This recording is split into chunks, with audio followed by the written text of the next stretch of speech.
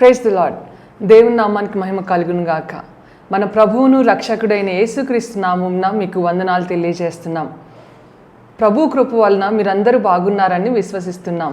షకీనా సందేశం అని మా ఆధ్యాత్మిక కార్యక్రమాన్ని అనుదినము వీక్షిస్తూ వాక్యం ద్వారా బలపడుచున్నారని మేము నమ్ముతున్నాం. మీ కొరకు ప్రార్థిస్తున్నాం. ఈరోజు దేవుని వాక్యాన్ని వినడానికి మన హృదయాన్ని సిద్ధపరచుకుందాం. షకీనా మినిస్ట్రీస్ వ్యవస్థాపకులు పాస్టర్ జి విజయ్ కుమార్ గారు వాక్య సందేశం అందిస్తారు. మనమందరం ప్రార్థనాపూర్వకంగా దేవుని మాటలు విని దీవెనలు పొందుదాం.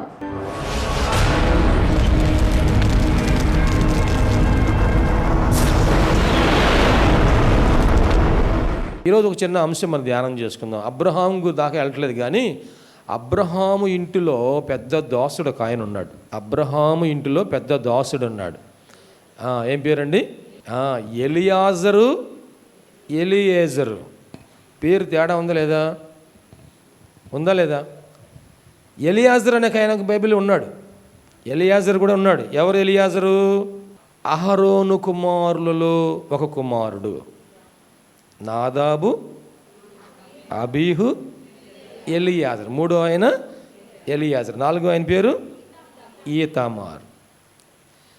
ఎలియాజరు వేరు, ఎలియేజరు వేరు కదా. బైబిల్లో ఈ ఎలియేజరు అనే పేర్లు కలిగిన వారు 11 మంది దాకా ఉన్నారు. 11 మంది దాకా ఉన్నారు. అయితే ఈ రోజున మనము ఏ ఎలియేజర్ గురించి చదువుకుంటున్నామంటే అబ్రహాము యొక్క దాసుడైనటువంటి ఎలియేజరు. ఈ ఎలియేజర్ చేసిన పని, ప్రాముఖ్యమైన మెయిన్ పని, ఒక పని మన అందరికి తెలుసు. ఏంటది? ఇస్సాకుని ఒక ఇంటోని చేశాడు. దేవునికి మహిమ కలుగును గాక. ఇస్సాకు ఏం చేశాడు? వివాహం చేశాడు కదా. అంతేకాదు ఎలియేజరు జీవితంలో మనం నేర్చుకోవలసిన ఆత్మీయ పాఠాలు ఏమిటనేది మనం నేర్చుకుందాం ఈ రోజున. ఇక్కడ అబ్రహాము యొక్క పెద్ద దాసుడు అని ఇక్కడ పేర్కొంటుంది. ఆదికాండములో 15వ అధ్యాయం మొదటి వచనం నుండి చూడండి దయచేసి. ఇవి జరిగిన తరువాత యెహోవా వాక్యము అబ్రామునకు దర్శనమందు వచ్చి అబ్రామా, భయపడకుము, నేను నీకు కేడెము, నీ బహుమానము అత్యధికమగునని చెప్పెను. అందుకు అబ్రాము, ప్రభువైన యెహోవా నాకేమి ఇచ్చిననేమి, నేను సంతానము లేని వాడనై పోవుచున్నాను. దమస్కు ఎలియేజరే నా ఇంటి ఆస్తి కర్త యగును కదా. అక్కడ స్పెల్లింగ్ జాగ్రత్త చూడండి. ఎలియేజరే కదా. దమస్కు ఎలియేజరే, సిరియా వాడైన దమస్కు వాడైనటువంటి ఎలియేజరే నా ఇంటి ఆస్తికర్త యగును కదా. నా ఇంటి ఆస్తికర్త యగును కదా. గమనించండి. ఇక్కడ నాకు దేవుడు ఎన్ని మేలు చేసినా కానీ, అంటే ఇక్కడ మనము ఆదికాండము 12వ అధ్యాయంలో దేవుడు అబ్రహామును పిలిచాడు. ఎంత వయసు? 75 సంవత్సరాల వయసు. నేను క్లుప్తంగా చెబుతున్నాను, జాగ్రత్తగా వినండి. 75 సంవత్సరాల వయసులో అబ్రహామును పిలిచాడు.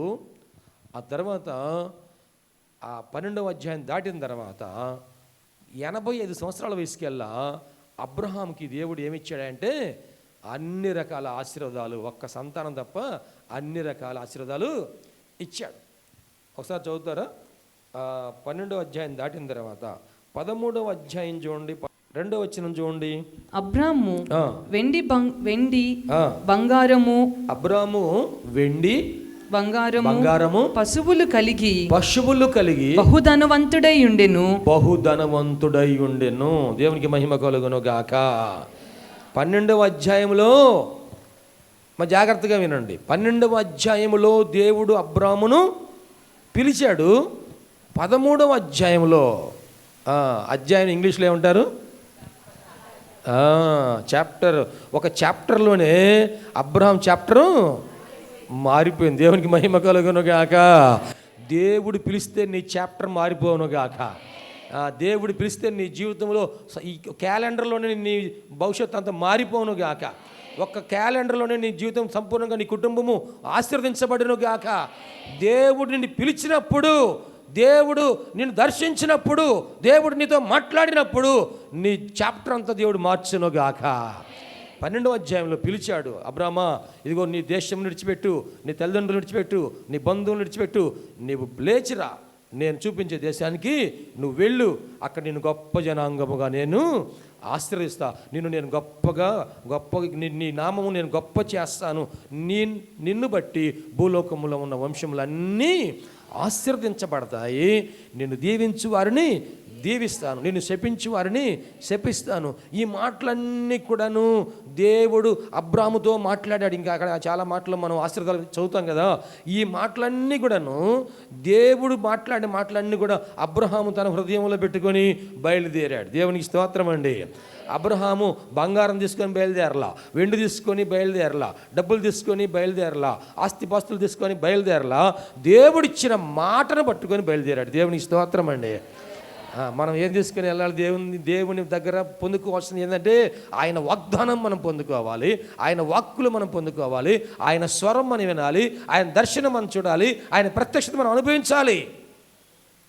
ఇంకా దేవునికి దూరంగా ఉన్నట్లయితే ప్రేమైన సహోదరి సహోదరులారా, ఈ ఉపవాస ప్రార్థనల్లో ఏకీభవించండి.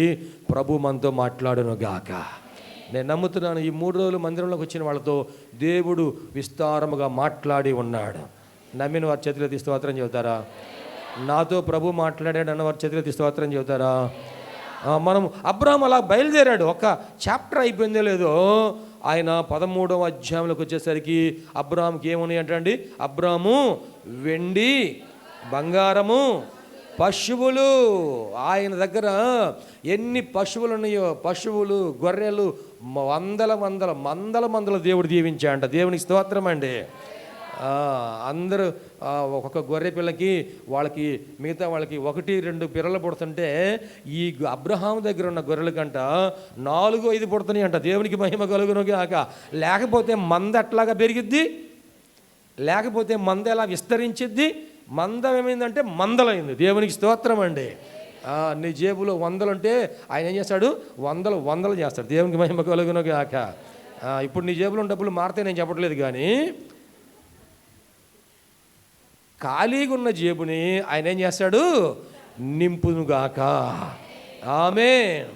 చూడండి, ఇక్కడ లేఖన భాగంలో గమనిస్తే అబ్రాహాము ఆయన ఎంతగా ఆశీర్వదించబడ్డాడే అంటే 5వ వచనం నుంచి, అబ్రాహాముతో కూడా వెళ్ళిన లోతుకును గొర్రెలు, గొడ్లు, గుడారములు ఉండెను గనక వారు కలిసి నివసించుటకు ఆ ప్రదేశము చాలకపోయెను. దేవునికి మహిమ కలుగును గాక. ఎందుకనగా వారి ఆస్తి వారు కలిసి నివసించలేనంత విస్తారమై ఉండెను. దేవునికి మహిమ కలుగును గాక. వారి ఆస్తి చూడండి, ఇందాక బంగారం ఉంది అబ్రహాంకి, వెండి ఉంది అనుకున్నాం, పశువులు ఉన్నాయి అనుకున్నాం, కానీ ఇక్కడ ఏం రాయబడింది? వారి ఆస్తి. వారి ఆస్తి ఎవరి ఆస్తి?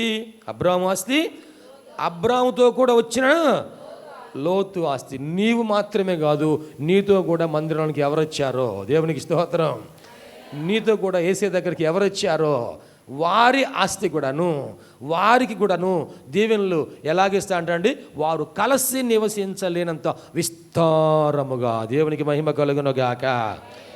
ఆయన మన కుటుంబములను విస్తరింపచేయును గాక, మన యొక్క దర్శనమును విస్తరింపచేయును గాక, నీ ఆస్తిని విస్తరింపచేయును గాక, నీ సంపదను విస్తరింపచేయును గాక. నీకున్న ప్లాట్లు ఆయన ఏం చేస్తాడంట? విస్తరింపజేస్తాడు. నీకున్న ఇంటిని విస్తరింపజేస్తాడు. నీకున్న బ్యాంక్ బ్యాలెన్స్ని ఆయన విస్తరింపజేస్తాడు. నీకు కలిగిన సమస్తమును కూడా దేవుడు ఆశీర్వదించును గాక. అబ్రహాము జీవితంలో చేసిన కార్యమును మన జీవితాల్లో కూడా ప్రభు జరిగించును గాక. నమ్మిన వారు స్తోత్రం చెబుతారా? నా జీవితంలో దేవుడు ఈ కార్యం చేస్తారని నమ్మిన వారు చేతులెత్తి స్తోత్రం చెబుతారా? ఎందుకు మీరు చేతులెత్తి స్తోత్రం చెప్పమంటున్నారంటే, మీరు చేతులు ఎత్తినప్పుడు మీ చేతులు ఎవరు చూస్తున్నారు? ఎందుకు చేతులు ఎత్తున్నారు మీరు? నేను నమ్ముతున్నాను ప్రభువా, నేను నమ్ముతున్నాను. అబ్రహాంతో నువ్వు మాట్లాడావు కనుక నాతో కూడా నువ్వు మాట్లాడతావని నమ్ముతున్నాను. అబ్రహాం నువ్వు ఆశీర్వదించావు కనుక నన్ను కూడా నువ్వు ఆశీర్వదించావని నమ్ముతున్నాను. దేవుడు ఇంత సంపద, ఇంత ఆస్తి, ఇంత ఆశీర్వాదము అబ్రహామునకు దయచేసిన తర్వాత మరలా యెహోవా వాక్యము అబ్రహామునకు ప్రత్యక్షమాయను కదా. మనం చదువుకున్న మాటల్లో 15వ అధ్యాయంలో యెహోవా వాక్యం ప్రత్యక్షమే. గమనించండి, ఇక్కడ ఆస్తి కంటే కూడాను దేవుని ప్రత్యక్షత అబ్రహామునకు ఎక్కువగా కలుగుతూ ఉంది. దేవునికి స్తోత్రం. అంత ఆస్తి ఉంది కదా అని దేవునికి ఏమైనా దూరంగా ఉన్నాడా? ఏమండి, అంత ఆస్తిగా ఉందని దేవునికి దూరంగా ఉన్నాడా? మనం వింటున్నారా? అంత ఆస్తి నాకు ఉంది కదా అని చెప్పేసి దేవునికి దూరంగా ఉన్నాడా? ఈరోజు మనకు దేవుడు కొంచెం ఇవ్వగానే మనము ఆస్తిని చూసుకొని, మనకున్నటువంటి బిజినెస్ చూసుకొని, మనకున్న ఉద్యోగం చూసుకొని, మనకు కలిగిన సంపద చూసుకొని ఆ పనిలోనే మనం నిమగ్నమైపోయి దేవుని మందిరానికి దూరం అయిపోతున్నామేమో. ఆ పనిలోనే మనము నిమగ్నమైపోయి దేవుని వాక్యానికి దూరం అయిపోతున్నామేమో, దేవుని సన్నిధికి దూరం అయిపోతున్నామేమో. జాగ్రత్త. అబ్రహాం దగ్గర మనం నేర్చుకోవాలి. అంత సంపద, అంత పనివారు, అంత బంగారం, అంత వెండి, అంత ఆయన కలిగిన ఆస్తి ఎంత ఉన్నా సరే దేవునికి మాత్రం దగ్గరగా ఉన్నాడు. దేవునికి స్తోత్రం అండి. అందుకని దేవుడు అబ్రహామునే ఉన్నాడు, అబ్రహాము నా స్నేహితుడు. నన్ను కూడా వేసే ఆ మాట అంటే నా జన్మ ధన్యమైనట్టే. దేవునికి మహిమ కలుగును గాక. ఆయన అంటాడా అనడా? నేను మిమ్మల్ని దాసులు అనను కానీ స్నేహితులు అంటాను. యోహాను సువార్తలో అంటాడు కదా, నేను మిమ్మల్ని స్నేహితులు అంటాను. ఎందుకంటే స్నేహితులు అంటే ఈ లోకంలో మీరు గమనించారా? ధనవంతులు పేదవారితో స్నేహం చేస్తారా? పేదవారిని దగ్గరికి రానివ్వరు. ధనవంతులతోనే స్నేహం చేస్తాడు. ఏమండి, గొప్పవారితోనే స్నేహం చేస్తాడు. జ్ఞానవంతులతోనే స్నేహం చేస్తారు. కానీ యేసయ్య అంటున్నాడు, నేను మిమ్మల్ని అందరినీ నా స్నేహితులు అంటున్నాను. దేవుని గట్టిగా చెప్పలు కొట్టి యేసయ్యకి మేము చేయలేదామా? మనందరినీ ఆయన స్నేహితులు. You are my friend, you are my friend. ఇంకా అంటాడు, you are my thickest friend. ఇంకేం ఫ్రెండ్ అండి? క్లోజ్ ఫ్రెండ్ కదా. ఆయన మనల్ని అంతగా స్నేహితులు అంటున్నాడు. దేవునికి మహిమ కలుగును గాక. అయితే గమనించండి, యెహోవా వాక్యము అబ్రహామునకు ప్రత్యక్షమైనప్పుడు దేవుడు ఆయన దగ్గరికి వచ్చాడు. వాక్యం అంటే ఎవరంటండి? యెహోవా. వాక్యం అంటే యోహాను సువార్త 1వ అధ్యాయం 1వ వచనంలో రాయబడింది కదా, ఆది యందు వాక్యం ఉండెను, వాక్యము దేవుని యొద్ద ఉండెను, వాక్యమే. ఆ వాక్యమే అబ్రహామునకు ప్రత్యక్షమాయ. ఇప్పుడు అబ్రహాము అంటున్నాడు, దేవా యెహోవా, నీవు నాకు ఏమి ఇచ్చినా కానీ, చాలా ఇచ్చావయ్యా, చాలా ఇచ్చావు ప్రభువా. బంగారం ఇచ్చావయ్యా, వెండిని ఇచ్చావయ్యా, పశువులు ఇచ్చావయ్యా, గొర్రెల మందలు ఇచ్చావయ్యా, దాసదాస్యులను ఇచ్చావు, గుడారాలు ఇచ్చావు, సంపద ఇచ్చావు, ఆస్తినిచ్చావు, చాలా ఇచ్చావు. కానీ వీటన్నిటికీ వారసుడు ఎవరయ్యా? వీటన్నిటికీ వారసుని నువ్వు ఇవ్వలేదుగా, నాకు గర్భఫలం ఇవ్వలేదుగా, నువ్వు ఇస్తానన్నావు, నేను గొప్ప జనంగా చేస్తానన్నావు, నాకు వారసును నువ్వు ఇవ్వలేదు కదా. ఇప్పుడు నా ఇంట్లో ఎవరున్నారు? నా ఇంటి పెద్ద దాసుడు ఎలీయెజరే కదా. నా ఇంటి ఆస్తి అంతటికి వారసుడయ్యేది. గమనించండి, ఇప్పుడు అబ్రహామునకు సంతానము కలగకపోతే ఆ ఆస్తి అంతటికి వారసుడు ఎవరంట? ఎలీయెజరే. అయితే అబ్రహాము దేవుణ్ణి అడుగుతున్నాడు, నా ఇంటి పెద్ద దాసుడు. ఆ ఇంట్లో దాసులు చాలామంది ఉన్నారు. ఈ దాసులు అందరిలో కూడా పెద్దవాడు ఎవరు? ఎలీయెజరు అంటే అర్థం ఏంటంటే దేవుడే నాకు సహాయకుడు, లేక దేవుని సహాయము. ఆ పేరు పెట్టుకోవాలంటే ఏమని పెట్టుకుంటారు? దేవ సహాయం. ఆ పేరు పెట్టుకోవాలంటే ఏం పెట్టుకుంటారు? దేవ సహాయం. ఎవరైనా ఉన్నారా దేవ సహాయం మీ కుటుంబాల్లో? ఉంటే ఒకసారి చేయొద్దండి. దేవ సహాయం మా బంధువులు ఎవరు ఉన్నారా? ఓకే, దేవుని సహాయం మీకు లభించును గాక. బైబిల్లో దేవ సహాయం అనే పేర్లు ఉన్నవారు, ఎలీయెజరు అనే వారి పేర్లు ఉన్నవాళ్ళు ఎవరెవరు ఉన్నారో కొన్ని మాట క్లుప్తంగా మనం తెలుసుకుందామండి. మోషే యొక్క కుమారుల పేర్లు ఏంటి? సరే, పిల్లల పేరు చెప్పండి, భార్య పేరు చెప్పండి ఫస్ట్. సిప్పోరా. వాళ్ళ అమ్మ పేరు ఏం పేరు? మోషే అమ్మ పేరు. మోషే వాళ్ళ అమ్మ పేరు. నాన్న పేరు ఏం పేరు? మోషే వాళ్ళ అమ్మ పేరేమో యోక్యబేతు, నాన్న పేరేమో అమ్రాము, భార్య పేరేమో సిప్పోరా. వీరు ఎక్కడికి వెళ్ళిన తర్వాత ఆయనకి వివాహం అయింది అంటే మిద్యాను దేశంలోకి వెళ్ళిన తర్వాత అక్కడ వివాహం అయింది. మనసారి చెప్పుకున్నాక మనం అందరం అక్కడ వివాహమైన తర్వాత దేవుడు ఆ కుటుంబాన్ని ఆశీర్వదించాడు. మోషేకి మొట్టమొదటి కుమారుని దయచేశాడు. ఆ కుమారుడికి ఏమని పేరు పెట్టాడు? నిర్గమాకాండం 18వ అధ్యాయం చూడండి. నిర్గమాకాండము 18వ అధ్యాయము మొదటి 4 వచనాల్లో అక్కడ రాయబడింది. దేవుడు మోషేకును తన ప్రజలైన ఇశ్రాయేలీయులకును చేసినదంతయు యెహోవా ఇశ్రాయేలీయులను ఐగుప్తు నుండి వెలుపలికి రప్పించిన సంగతియు మిద్యాను యాజకుడును మోషే మామయ్య అయిన ఇత్రో వినినప్పుడు మోషే మామయ్య అయిన ఆ ఇత్రో తన యొద్దకు పంపబడిన మోషే భార్య అయిన సిప్పోరాను ఆమె ఇద్దరి కుమారులను తోడుకొని వచ్చెను. అతడు అన్య దేశములలో నేను పరదేశం అనుకొని వారిలో ఒకనికి గెర్షోము అని పేరు పెట్టెను. మొట్టమొదటి కుమారుడికి ఏమని పేరు పెట్టారండి? గెర్షోము. అంటే అక్కడ దాని అర్థం ఏంటి? అన్య దేశములో నేను పరదేశిగా. అంటే మోషే ఎక్కడ పుట్టాడు? ఏ దేశంలో పుట్టాడు? మోషే ఐగుప్తు దేశంలో పుట్టాడు. ఇప్పుడు ఎక్కడికి వచ్చాడు? మిద్యాను దేశంలోనికి వచ్చాడు. మరి జాగ్రత్తగా వినండి. ఇది అనగనగా ఒక రాజుగారు ఉన్నారు, రాజుగారికి 7 కుమారులు, 7 ఎట్లు పడ్డారు, అటువంటి కథ కాదు. ఇది వాస్తవంగా ప్రపంచ చరిత్రలో జరిగిన చారిత్రాత్మకమైన సంఘటన. ఈరోజు కూడా ఐగుప్తు దేశం ఉన్నది, దేవునికి స్తోత్రం. ఈరోజు కూడా మిద్యాను దేశం ఉన్నది, దేవునికి స్తోత్రం. ఆ మిద్యాను దేశానికి వచ్చినప్పుడు అంట అక్కడ యాజకుడైనటువంటి ఇత్రో ఉన్నాడు. ఆయన పేరు ఏం పేరు? రఘుయేలు. ఆయన పేరు రఘుయేలు. ఆ రఘుయేలు యొక్క కుమార్తెల్లో ఒక కుమార్తె సిప్పోరాను. అతనికి ఇచ్చి వివాహము చేశారు. ఇప్పుడు వారికి దేవుడు గర్భఫల దీవెన దయచేశాడు. దేవునికి మహిమ కలుగునో గాక. గర్భఫలము లేని వారందరికీ దేవుడు గర్భఫల దీవెన దయచేయనో గాక. అబ్రహాము ఆదాముకి వాగ్దానం చేసిన దేవుడు, ఆదామును దీవించిన దేవుడు. మీరు ఫలించి అభివృద్ధి పొంది విస్తరించి భూమిని నిండించండి. మీరు ఫలించాలి, అభివృద్ధిని అందాలి, విస్తరించాలి, మీ ఇల్లు నిండిపోను గాక. ఆమేన్. అక్కడ చూసిన పెద్దోడు, ఇక్కడ చూస్తే చిన్నమ్మాయి, ఇక్కడ అసలు నడుత దారి లేకుండా ఇవి అన్నీ పడేస్తున్నారని మీరందరూ కుటుంబంలో అనుకొందరు గాక. గర్భఫలం లేని వారు అనుకొందరు గాక. నడుస్తుంటే కాళ్ళకి అడ్డం పడుతున్నారు పిల్లలు అని మీరు అనుకొందరు గాక. ఆమేన్. దేవునికి స్తోత్రం. హల్లెలూయా. ఆ కుటుంబాన్ని దేవుడు ఫలింపజేసినప్పుడు మొట్టమొదట కుమారుని ఇచ్చాడంట. ఆ కుమారుడికి ఏమని పేరు పెట్టారు? గెర్షోము అని పేరు. గెర్షోము అంటే అర్థం ఏంటి? అన్య దేశంలో నేను ఎలాగున్నానంటే పరదేశిగా ఉన్నాను. దేవునికి స్తోత్రం అండి. అందుకని ఆ బిడ్డకి ఏమని పేరు పెట్టాడు? గెర్షోము. గెర్షోము అంటే పరదేశి అని అర్థం. తర్వాత చదవని తర్వాత నా తండ్రి దేవుడు నాకు సహాయమై ఫరో కత్తివాత నుండి నన్ను తప్పించిననుకొని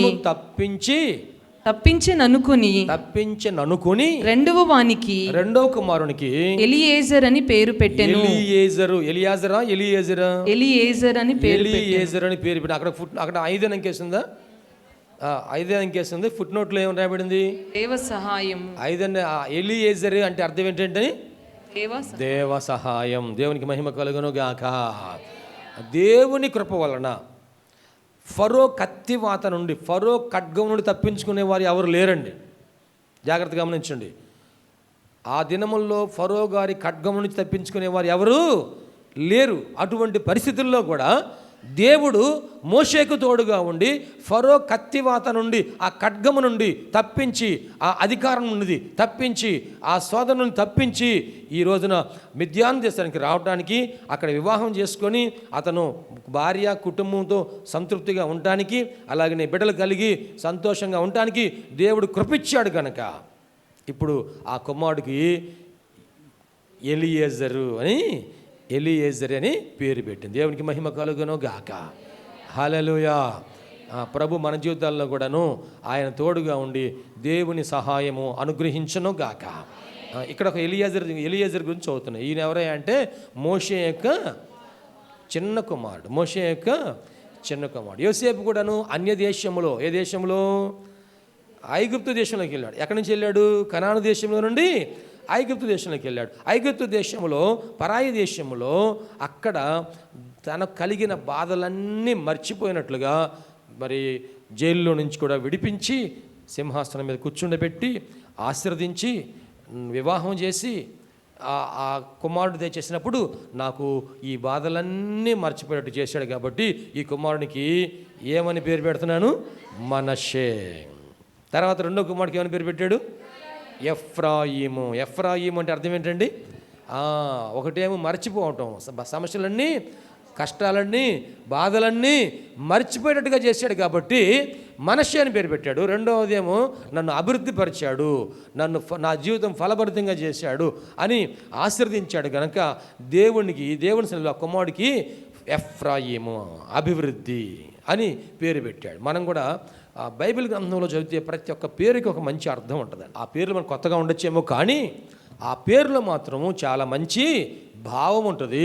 కాబట్టి నాకు అర్థం కాలేదు అనుకోవద్దు, ప్రభువా ఈ పేరు యొక్క అర్థం కూడా నాకు తెలియజేయను ఆయన. ఒకసారి నేను ఒక పేరు చదివాను బైబిల్లో, దానికి అర్థం ఏంటో నాకు తెలియలేదు. ప్రభువా నాకు ఈ అర్థం తెలియలేదు నాయన, నాకు ఈ అర్థమును తెలియజేయ ప్రభువా అని ప్రార్థన చేసుకున్నా. ప్రార్థన చేసుకొని ఆ రోజు ప్రార్థనకి వెళ్ళంగానే పాస్టర్ గారు వాక్యం చెప్పడం ప్రారంభించి అదే పేరు చదివారు. బైబిల్లో అదే పేరు చదివి ఆ పదానికి అర్థం ఏమిటో తెలుసా అన్నాడు. నోవహు అంటే అర్థం ఏంటి? నెమ్మది. అలాగనే కొన్ని పదాలు, కొన్ని అర్థాలు ఉంటాయి కదా, ఆ పదానికి అర్థం ఏంటండి ఆయనే చెప్పాడు. దేవునికి మహిమ కలుగును గాక. చూడండి, మనము ప్రార్థన చేసినప్పుడు, వాక్యం చదివినప్పుడు ఏదైతే మనకు అర్థం కాలేదో, ప్రభువా నీ ధర్మశాస్త్రం నందలి ఆశ్చర్యమైన సంగతులను చూచినట్లు నా కన్నులు తెరువునాయన అన్నాడు. అసలు ముందు వాక్యం చదివితేనే మనకు అర్థం, డౌట్ రావడానికి. వాక్యం చదివితే ఇది నాకు అర్థం కాలేదయ్యా అని అనుకోవచ్చు. అసలు వాక్యం చదవట్లేదు కాబట్టి డౌటే రావట్లా. మీకు ఎవరికైనా డౌట్లు ఉన్నాయా అంటే ఎవరికి డౌట్ లేదు. ఎందుకని? చదవట్లేదు కాబట్టి. అటు చదవకపోయినా డౌట్ ఉండదు, ఇటు పూర్తి చదివినా కానీ డౌట్ ఉండదు. ఈ మధ్యలో ఉండదు మిడిమిడి జ్ఞానం. మనం రోజు వాక్యం చదవాలి. దేవునికి మహిమ కలుగును గాక.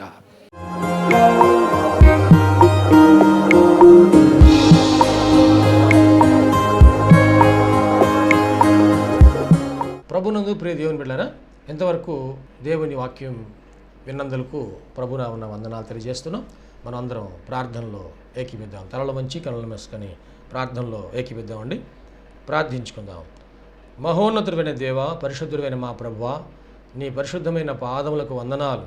ఇదిగో నాయన, ఈ వాక్యము ద్వారా మాతో మీరు మాట్లాడినందుకు వందనాలు ప్రభువా. అవును, నువ్వు సజీవుడైన దేవుడివయ్యా, మాట్లాడే దేవుడవు ప్రభువా. ఈ వాక్యం మా హృదయంలో పదిలిపరుచుకుంటూ సహాయం చేయండి. సంపూర్ణమైన మారు మనసు మాకు దయచేయండి. పాప క్షమాపణ అనుభవం మాకు దయచేయండి. రక్షణ ఆనందం మాకు దయచేయండి ప్రభువా. ఈ అనారోగ్యములు, బలహీనతలు, సమస్యలు, శోధనలు, సైతాను ఆటంకాలు అన్నీ కూడా యేసుక్రీస్తు నామములో తొలగించండి నాయన. పరిశుద్ధాత్మ దేవ, మీ కార్యం జరిగించండి అయ్యా. మీరు మాకు తోడుగా ఉండి దీవించండి. మమ్మల్ని, మా కుటుంబం జ్ఞాపకం చేసుకోండి. మా బిడ్డలు మీరు ఆశీర్వదించండి ప్రభువా. మా కుటుంబంలో రక్షణ ఆనందం సంపూర్ణంగా దయచేయండి. ఎటువంటి అవసరాలని మీకు తెలుసునైనా ప్రతి అవసరతలో కూడా మాకు సహాయం దయచేయండి. అన్ని విషయాలు కూడా మీరు దీవించండి. ఈ టీవీ ప్రోగ్రాం చూసిన ప్రతి ఒక్కరిని పేరు వరుసన మీరు దీవించి రక్షించి మీరు అక్కడ కొరకు సిద్ధపరచండి. మంచి భవిష్యత్తును వారికి దయచేసి మీ కృపలో మీరు వర్ధలు చేయమని నీకే సమర్పణ చేసుకుంటూ యేసయ్య పరిశుద్ధ నామములో స్తుతించి ప్రార్థించి వేడుకుంటున్నాము తండ్రి. ఆమెన్. తండ్రి, కుమార, పరిశుద్ధాత్మ త్రియేక దేవుని దీవెన తోడుగా నడిపించను గాక. Amen, amen, amen. మీ అందరికీ ప్రభునామన వందనాలు. దేవుడు మిమ్మల్ని దీవించను గాక. ఆమెన్. ప్రభునందు ప్రియమైన సహోదరి సహోదరులందరికీ షకీనా ప్రార్థనా మందిరం తరపున హృదయపూర్వక వందనాలు తెలియజేస్తున్నాం. దేవుని కృప వలన 2012వ సంవత్సరంలో 350 గజముల స్థలంలో ఈ మందిరం నిర్మించుకోవడానికి ప్రభు కృపించారు. 2016వ సంవత్సరంలో నూతన స్థలం 180 గజముల స్థలం తీసుకోవడానికి ప్రభు సహాయం చేశారు. ఈ సమయంలో ఈ స్థలం అంతట్లో కూడాను మందిరం నిర్మించుకోవడానికి ప్రభు ఏర్పాటు చేసి ఉన్నారు కనుక ఈ మందిర నిర్మాణం, పాత మందిరం తీసివేసి నూతన మందిర నిర్మాణం కార్యక్రమం ప్రారంభించబడింది.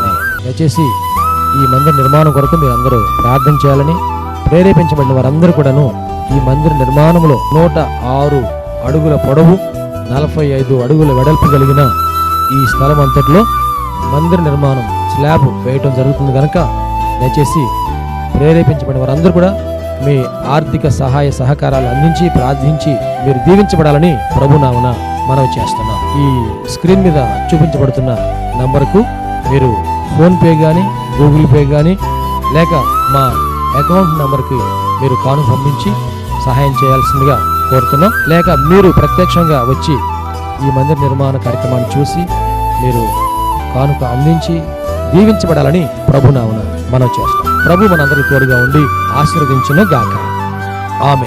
షకీనా ప్రార్థనా మందిరము దేవుని యొక్క దర్శనములో దేవుని కృప వలన 2012వ సంవత్సరము మే నెల 1వ తారీఖున ప్రతిష్ఠ చేయటం జరిగింది. ఈ మందిరములో దేవుని ఆరాధించుటకు విచ్చేసిన వారు ఆత్మరక్షణ, శరీర స్వస్థత, వారి జీవితంలో ఆశీర్వాదాలు పొందుకుంటూ ఉన్నారు. ఉపవాస ప్రార్థనలో అభిషేకించబడి దేవుని ఆత్మతో ఆరాధించుచున్నారు. అనేక మంది పరిశుద్ధాత్మతో నింపబడుచున్నారు. దురాత్మ బంధకములతో బంధించబడిన వారు సాతాను బంధకాల విడిపించబడి ఆశీర్వాదం పొందుతూ ఉన్నారు.